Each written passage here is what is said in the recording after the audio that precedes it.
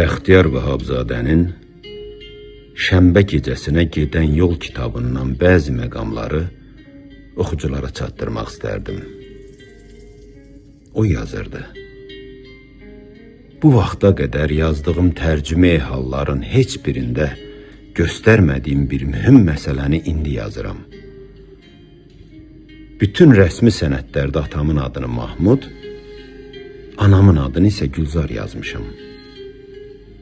Əslində Mahmud ağa mənim ata bir, ana ayrı qardaşım, Gülzar isə qardaşımın arvadıdır.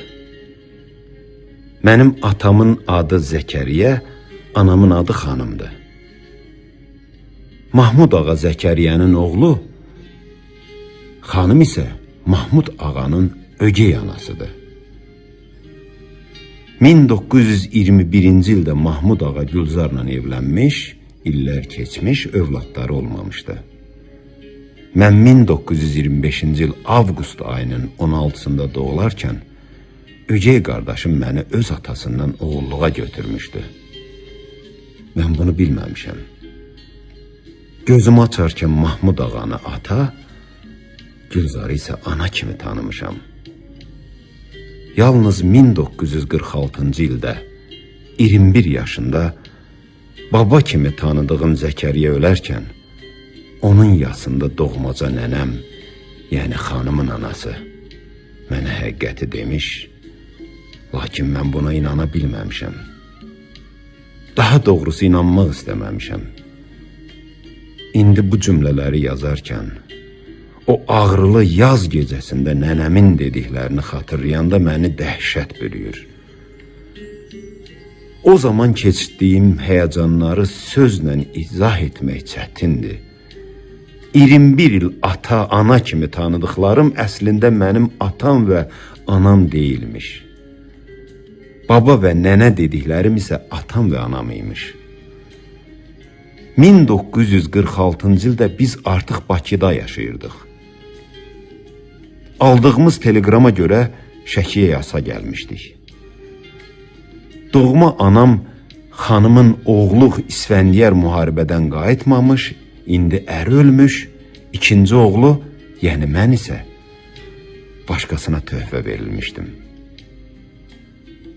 Xanımın bundan sonraki güzaranını anası, yəni nənəmi narahat etmiş, ona görə də bu vaxta qədər gizlin qalan bu sirri mən açmışdı.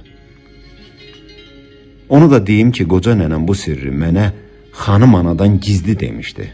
Xanım ana sirrin açıldığını biləndə anasına bərk təpindi. Amma deyilən deyilmiş, həqiqət öz işini görmüşdü. Mən o gecə yata bilmədim. Qoca nənəmin yerli yataqlı dediklərinə inanırdım. Ən mühümü də o idi ki, qəlbimin dərinliyində xanım nəniyə həmişə gizli bir məhəbbət yaşayırdı. Bu məhəbbətin, bu yaxınlığın nə olduğunu dərk edə bilməsəm də, xanım ananın mənə ögey nənə olduğunu heç cürə inana bilmirdim. İkinci mühüm cəhət də bu idi ki, mən 9 yaşımda doğma atam və anamdan ayrılıb Mahmud ağa və Gülzarla Bakıda yaşasam da, həmişə Şəki, oradakı doğma ocağımız gizlin bir hiss ilə məni özünə çəkirdi. Bakıda əmoğlu kimi tanıdığım, əslində isə qardaşım oğlu olan Hikmət, yay tətillərində Şəkinin adını belə tutmazdı. Mən isə il boyu yay tətilini gözləyər, may ayı gələn kimi Şəkiyə qanadlanardım. Bunu hiss edən analığım Gülzar həmişə məni Şəkiyə qısqanar. Yay aylarında Bakı bağlarına köçmək istərdi. Mahmud ağa ürəklərdə gedən bu hiss döyüşünü başa düşər, həmişə mənə tərəf olardı. Şəkiyə gələndə mənim sevincimin həddi hüdudu olmazdı. Biz anamla o zaman Şəkinin aşağı hissəsinə köçmüş Şirəli əmimgilə əslində ögey qardaşım gilə düşərdik. Elə həmin gün mən baba ocağına getməyə, babam və nənəmlə görüşməyə can atardım. Gülzar ana mənim bu həyəcanıma qısqansa da etiraz etməz, mənə yuxarı başa, babam gilə getməyə izin verər, özü isə getməzdi. Nənə və baba kimi tanıdığım ata və anamla hər görüşüm həm mənim üçün, həm onlar üçün bayram olardı. Hər dəfə nənəm, əslində anam olan xanım, məni bağrına basıb hönkür-hönkür ağlardı. Böyük qardaşım İsfəndiyar orduya gedəndən sonra qocalar hələ o zaman evdə olan Firuzə bacımla başlarını aldadar, arxasız qaldıqlarını unutmağa çalışardılar. 1940-cı ilin yanvarında İsfəndiyar orduya getdi. 41-ci ildə isə müharibə başlandı. Yeganə ümidləri cəbhədən qayıtmadı. Deyəsən ürəklərinin dərinliyində təbii bir təəssüf və peşmançılıq baş qaldırmışdı. Xanım ana Gülzarı gəlinlərinin hamısından çox istəyirmiş. Ona görə ki, Gülzar qərib idi. Onun yer üzündə nə ata-anası var idi, nə də qohum qardaşı. Qəlbi sınıq idi. 1918-ci ildə itkin düşmüş bacı qardaşlarını axtarırmış. Digər tərəfdən birinci ərindən də Gülzarın övladı olmamışdı.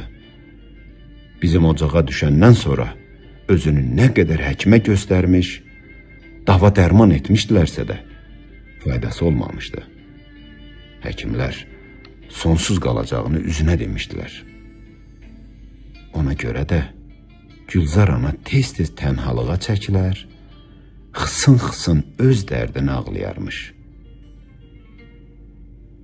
Xanım ana mən boynuna düşəndə özü ilə demək olar ki, həmyaş olan 4 oğlundan utanırmış. Çox vaxt xəcalətdən boyu bərabəri oğulların üzünə çıxa bilmirmiş.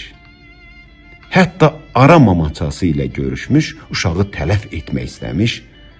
Bundan duyuq düşən Gülzar, xanım ananın ayaqlarına döşənmiş, uşağı saxlamağı və ona bağışlamağı xahiş edibmiş. Xanım ana Gülzarın istəyini ərinə bildirmiş və razılaşmışdılar. Mən dünyaya gələn kimi Gülzar ana məni bağrına basmış, bu mənimdir demişdi. Bütün ailə Gülzarın istəyini qəbul etmiş və qeydiyyatda atam Mahmud ağa, anam isə Gülzar yazılmışdı.